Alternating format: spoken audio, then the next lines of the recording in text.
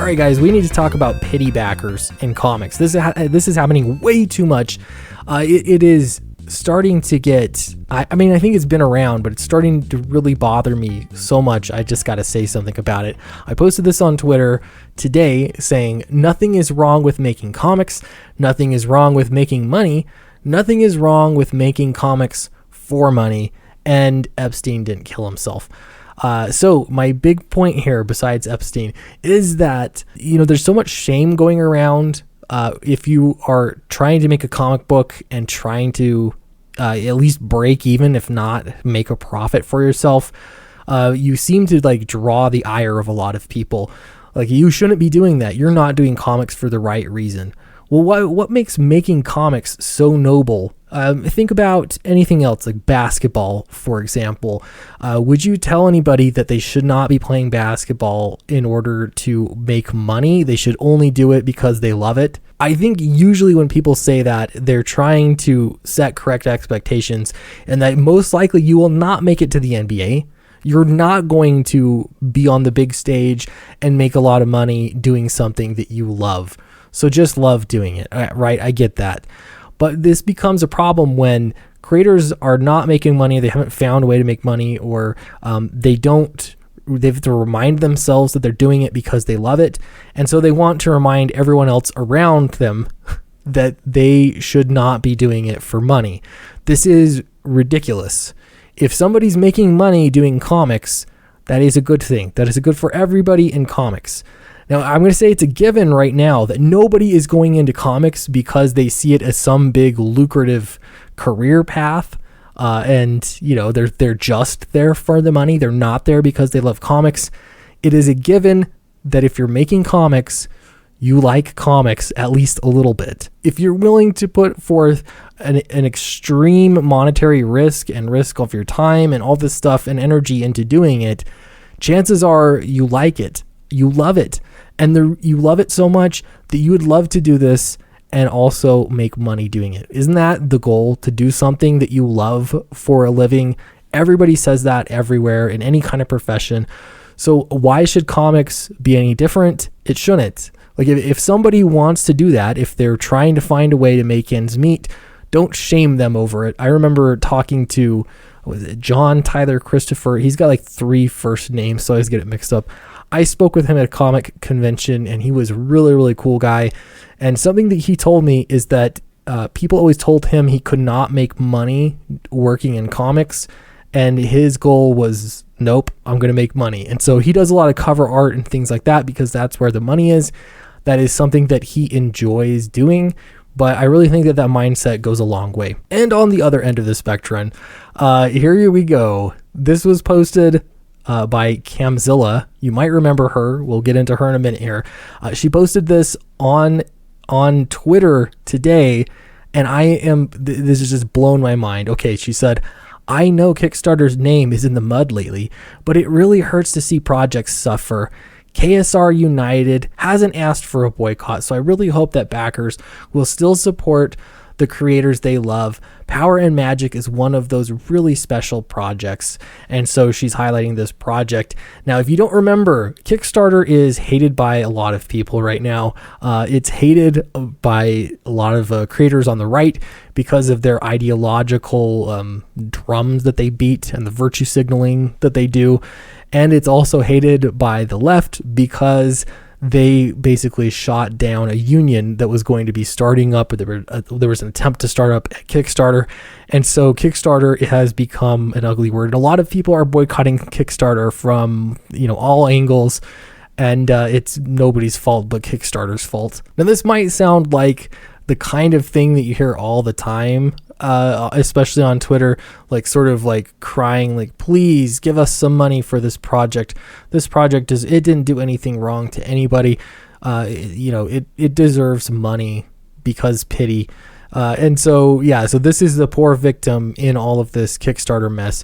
First off, this Camzilla, this is actually the comics outreach lead at Kickstarter. She works at Kickstarter. You might remember her because she's the one that gave Mike S. Miller the boot when he tried to, submit his comic book Lone Star. She actually works for Kickstarter. specifically being the outreach lead for their comic book division. And here she is doing the whole pity thing. And she knows that Kickstarter's name is in the mud lately. Why would you say that about your employer? Seriously, this does not inspire confidence. I don't know why people think that this works. It almost reminds me of, everyone knows that guy. That guy in high school that just really wanted to date really, really badly. And he would throw pity parties for himself, or tell terrible stories about why girls just don't like him and stuff, and hoping that would work. That doesn't work. That is not how it works. A little confidence goes a long way. That's proven time and time again. You'd think if you were in this position, you would know that. If you want to promote a project, make the project look amazing and promote it. So, let's look at the project here. First off, it's raised $37,000. I don't feel so bad right now about this project. It has 800 backers. Maybe you just saw the number move up.